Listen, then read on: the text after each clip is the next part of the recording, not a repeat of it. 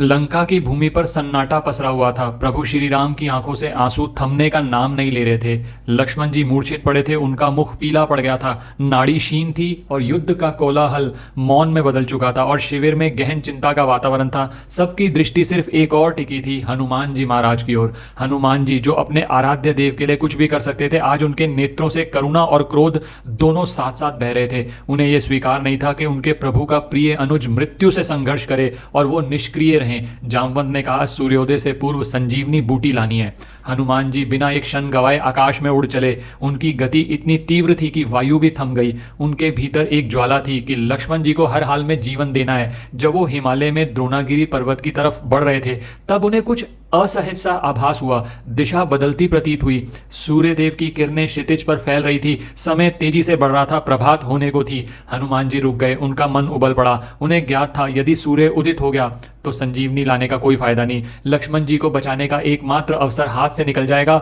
वे आकाश में सूर्य की ओर बढ़े। जैसे ही वो सूर्य के समीप पहुंचे, उन्होंने अपना विशाल रूप धारण कर लिया। पूरा ब्रह्मांड हिल गया। ये कोई युद्ध नहीं था, ये था भक्ति का क्रोध। हनुमान जी सूर्य के समक्ष खड़े हुए और बोले, हे दिनेश, अभी नहीं, जब तक मेरा कार्य पूर्ण ना हो जाए तुम्हें थमना होगा। सूर्य का कार्य प्रकाश देना है, लेकिन आज तुम्हारे प्रकाश से एक प्राण संकट में आ जाएंगे, और जब प्राण धर्म की रक्षा के लिए लगाए जा रहे हो तो सूर्य को भी रुकना पड़ता है। सूर्यदेव स्तब्ध रह गए। उनके समक्ष कोई साधारण वानर नहीं खड़ा था। ये वही बालक था जिसने उन्हें फल समझकर निगल लिया था। वही बालक जो आज भगवान राम के लिए ब्रह्मांड को चुनौती दे रहा था। सूर्यदेव ने कहा, क्या तू समय को रोकना चाहता है पवनसुत? हनुमान जी ने गंभीर स्वर में कहा, नहीं, मैं सिर्फ धर्म को समय से ऊपर रखना चाहता हूं। जब तक मैं संजीवनी लेकर ना लौट जाऊं, तब तक आप ठहरे रहोगे। और यदि एक बार भी मुझे पता चला कि एक किरण भी उदय हुई है, तो स्मरण रखना, जैसे बचपन में फल समझकर निकला था वैसे ही फिर खा जाऊंगा, क्योंकि आज संकट सूर्य वंश पर है और अंजनी पुत्र धर्म की रक्षा में किसी को नहीं छोड़ेगा, चाहे वो स्वयं सूर्य ही क्यों ना हो।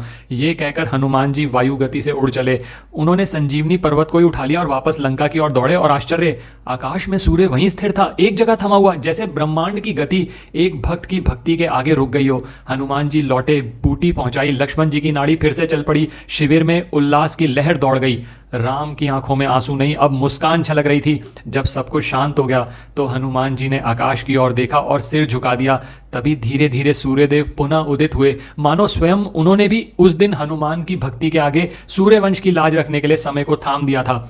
भक्ति बल और ब्रह्मांड पर विजय की अमर कथा याद दिलाती है। जहां राम का नाम है, वहां असंभव भी संभव हो जाता है, और जहां हनुमान जी खड़े हैं, वहां संकट केवल एक पल का मेहमान है। जय श्री राम। अगर आप भी ये बात मानते हैं कि भक्ति में अपार शक्ति है, तो कमेंट में जरूर लिखें, जय श्री राम, जय बजरंगबली।